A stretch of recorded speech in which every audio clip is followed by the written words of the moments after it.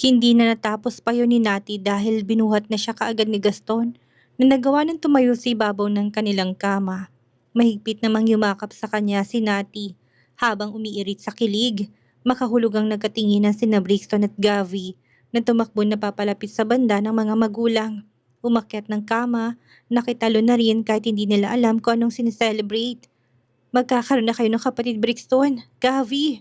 Pagbabalita ni Gaston na maluha-luha habang buhat pa rin ang katawan ng asawa. Hindi alintana kung gaano to kalaki dahil medyo tumaba na. Patakbong yumakap ng dalawang bata kay Nati. Matapos si prosesong kanilang nalaman, nakipag-agawan sila ng yakap dito kay Gaston na sa bandang huli ay nagparaya ng lalaki. Oh no! Totoo, mommy? Si Gavi na gaya ng ama na hindi rin makapaniwala sa nangyayari. Tumango si Nati, bakas na bakas sa namumulang muka ang nawalang excited kanina. Yes! Yay! I want a baby brother, mommy. Baby brother, please. Pagak na natawa si Brixton. Ini-imagine niya na kung anong gagawin ng kapatid kung maging baby sister ang lumabas at ibigay sa kanila. Ganun pa man ang naiisip ay hindi na siya nag-react. Baka umiyak na naman ang kapatid. Oras na ibuli niya at siya na naman ang masama dito. Ang paglabas sana ni Gaston ng araw na yun upang may ayusin ay nakansel at sinabing bukas na lang niya gagawin. Nagpapiging ang dating governor. Nagawa pa nitong imbitahan ng mga nasa Maynila na kapatid at mga magulang ng kanyang asawa na hindi rin nagdalawang isip na umakyat ng Baguio nang malaman ko anong kailangan nilang i-celebrate. Nang bigla ngayon, oh my gosh, sobrang saya ko para sa'yo, Nati. Si Krisa na mahigpit kagad ang yakap sa kanya pagdating ng mansyon na halatang hindi na nagulat ng malaman ng kanilang ibinalita doon. Thank you. Ayan, ganyan nga tito. Humabol kayong dalawa.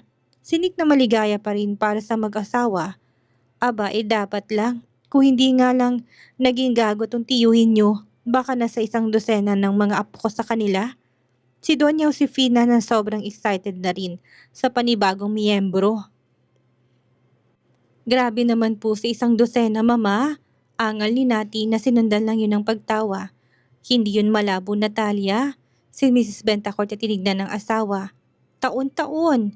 Binusog si Nati ni Gaston at ng mga taong nakapalibot sa kanya ng labis na atensyon at pagmamahal habang naglilihi. Lahat ng gusto niya ay nakuha niya kahit ang mga bagay na napaka-imposible sa gitna ng gabi o kung kailan masarap ng tulog ni Gaston ay saka pa itong manggigising upang may hilingin lang sa kanya. Hiling na kapag hindi niya nagawang ibigay, ay malakas itong iniiyakan kung kaya naman walang choice doon ng dating governor. Spoiled kung spoiled na minsang iniisip ni Gaston na sinasamantala na lang ni Nati. Ngunit dahil mahal niya ito ay wala siyang magawa kung hindi ibigay ang kanyang gusto kahit na napakahirap noon. Gusto rin niyang bumawi sa 2 beses sa pagbubuntis nito na wala siya sa kanyang tabi at tanging sarili lang noon ang kakampi at nagbibigay ng saya. Lagi siya nitong kabuntot mula sa prenatal check-up hanggang sa pamimili nila ng mga gamit ng pangatlong anak. Todo bigay siya dito dahil gusto niyang makalimutan itong mga naging kasalanan niya noon at mapalitan yun ng masasayang alaala. Alam niya na hindi yan sapat upang tumbasan ng lahat. Pero at least may ibsan kahit papano ang guilt na naramdaman ni Gaston ng pagiging missing in action niya sa pagbubuntis nito kay Brixton at Gabby. Hindi niya naman in-invalidate ang mararamdaman nito. Bumabawi lang talaga siya dito. Lahat ng hilingin nito, kahit na mahirap makuha, pinipilit ni Gaston na maibigay sa asawa kahit pa magmukha siyang tanga sa kakahanap ng bagay na ito. Bawing-bawi pagpaparinig ni Gaston na maramdamang umuusbos na sinati sa kanya. Huwag mong gawin kung ayaw mo, ang dami mong reklamo. Kay Gavi ako tatabing matulog. Siyempre, kahit na mali si Nati, susuyuin pa rin siya ni Gaston. Nakulang na lang ay halikan siya sa talampakan upang magkabati lang sila. Tinatawanan na lang niyang kaartihan ng asawa. Oh my God, kuya! It's a baby brother! Maligayang pagbabalita ni Gavi sa video call sa kapatid na si Brixton ng pa-ultrasound na si Nati at malaman ng gender. Sumasayaw pa ito na para bang akala niya kaligayahan lang ang mararanasan niya sa mundong ibabaw. See? I'm still daddy's only princess. Pakita pa nito ng papel na ani mo ay marunong bumasa ng resulta. Mahinang tumawa si Brixton na biglang na homesick na makitang kapatid at mga magulang sa screen ng kanyang hawak na tablet. Nagre-review siya noon para sa major exam, kung kaya naman hindi siya nakaakyat ng Baguio na kagaya na kanyang pinangako na kada weekend. Exempted naman yon at naintindihan ng kanyang mga magulang. Ganun pa man, hindi niya mapigilang maramdaman ang walang katumbas na pangungulila sa kanyang pamilya. Subalit ni minsan hindi naman siya nakaramdam ng katiting na pagsisisi na manatili sa kanyang dating school at dito magtapos, kagaya ng kanyang mga pinsan. Sa mansyon siya ng mga benta court nakatira. Minsan nasa villa siya ng tito Nick niya pero hindi siya pinayagan ng mga magulang manirahan sa villa ng siya lang at tanging mga maid ang kasama. Hindi sa wala silang tiwala, ang tanging nais lang nila ay maalagaan din ng maayos si Brixton. Ganyan ka kasi Gavi? Of course, kuya. Ito ang wish ko, hindi ba? Pakita niya pa ulit ng ultrasound ng ina sa camera, muli pang kumembot-kembot at nakangisi. Sabi ko ni, ang galing ko talagang mag-wish. Nakompleto pang kanilang kasiyahan at tuluyang iluwal na ni Nati ang pangatlo nilang anak at bigyan nito ng pangalang Gastorio Barcelo. Isang malusog na batang lalaki. Iyakin nga lang, daig pa nitong babae. Ganun pa man, kung ano ang nakukuhang pagmamahal ng dalawang nauna nitong kapatid, yun din ang kanilang ibinigay sa bata. Kapag bumababa ng Baguio si Nati upang puntahan si Brixton, kay Gaston ay iwan ng dalawang anak. Minsan naman ay dala niya ito at kung minsan kasama nilang dating governor, lalo na kapag hectic ang schedule ni Brixton at hindi makakayang umakyat ng Baguio upang kanilang makasama doon. Ilang araw ka doon? Tanong ni Gaston nang makitang pag-impake ni Nati ng mga damit. 3 days lang. Naku, hindi ako naniniwala. Malamang 1 week na naman ang abot niyan. Tumayo si Nati at humakbang palapit kay Gaston upang yumakap lang. Miss ko na si Brixton Straight na 1 buwan siyang hindi umakyat para bumisita. Huminga lang ng malalim si Gaston at wala nang ibang sinabi. Gumanti na lang din ng yakap. Oo na, mag-iingat ka. Ipasyal mo siya sa labas. Mabilis na nalagas ang bawat araw ng linggo, ang bawat linggo ng buwan, at ang bawat buwan ng mga taon. Parang nato yung dahon na puno na hindi namamalayan, na unti-unting naninilaw sa paulit-ulit na halik ng matingkad na sinag ng araw at buhos ng malakas na ulan. Hindi na malayan ng mag-asawang mabilis sa paglaki ng mga anak nila, lalo na ni Brixton na malapit nang makatapos ng senior high. Napagtanto lang yun ni Nati nang magbakasyon muling bakasyon si Brixton bilang mag-aaral ng middle school dahil sa susunod na pasukan ay college na. Big boy na talagang panganay ko. Malambing niyang yakap sa anak na sa edad na 16 ay nasa 5'11 ng height. Mana to sa kanyang kapatid na si Nick. Matangkad rin naman si Gaston kaya magtataka pa ba si Nati? Anak, hinay-hinay naman sa paglaki at pagtangkad. Aba, baka mamaya niyan, mamalay na lang namin ng daddy mo. May apo na kami sa'yo. Pigil lang isang nilingon siya ni Brixton.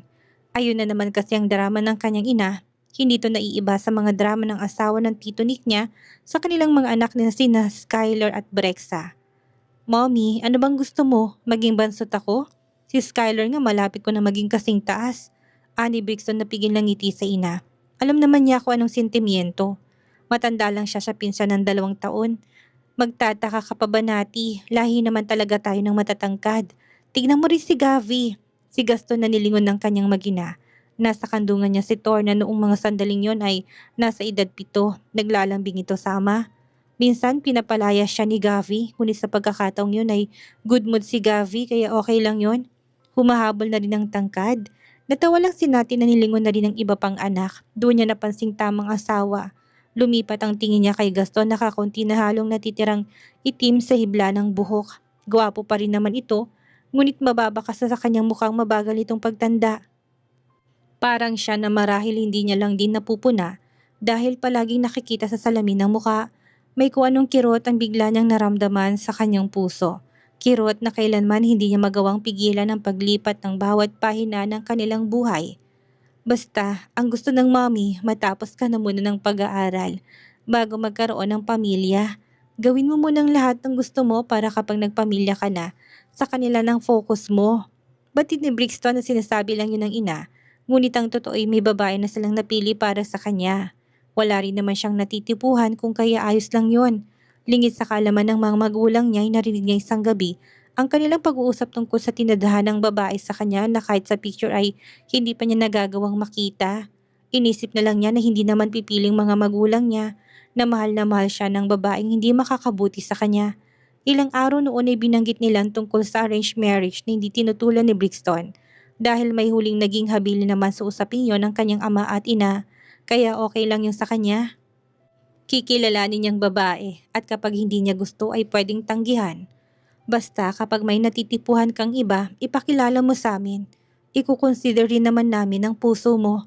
Hindi ka namin ikukulong sa babaeng hindi mo kayang mahalin. Dahil may mahal kang iba.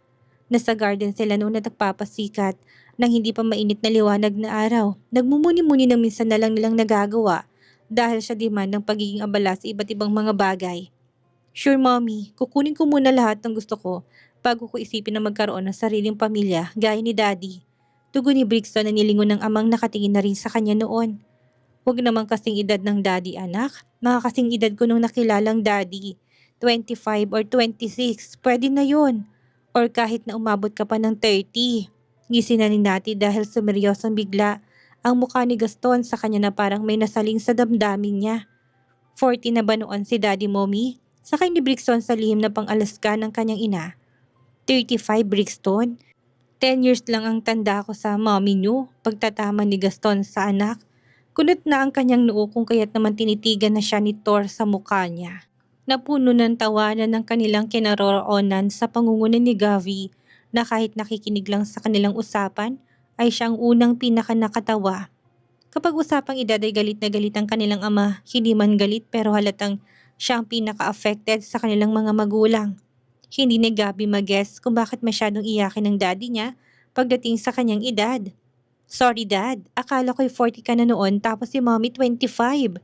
Nati, lingon nito sa asawa sa pag-akalang tinuruan niyang mga anak na asarin siya. It's not me, Gaston. Narinig mo naman, akala raw niya. Ito naman, ang tagal-tagal na noon eh. Move on ka na. Saka ano naman kung ganun na nga ang edad mo. Age is just a number, Gaston. Still inaapakan yung realidad ng edad ko. Parang batang pagtatampo pa rin ni Gaston. It's okay, Daddy. Kahit na matandang edad mo, mas bata ka namang tingnan sa mga bata pang daddy ng mga classmate ko. Pangkampi na ni Gavi sa ama. Yung isang classmate ko nga, ang daddy nun mas bata pa sa'yo. Pero ang appearance mukhang mas matanda pa talaga sa'yo eh. Gavrilyn, saway ni Nati na nanlalait na naman ang anak niya para lang i-boost ang confidence ng ama na animoy napakan ng kanilang naging laman ng biruan. That's bad ha? I'm just telling the truth mommy, kaya walang mali sa edad ni daddy. It's a normal thing. Ilang araw ang lumipas ang magsabi si Brixton sa ama na nais niya na makausap ito ng masinsinan. Tinaon nito na sa labas si Nati kasama si Gavi at Thor upang may bilihin lamang.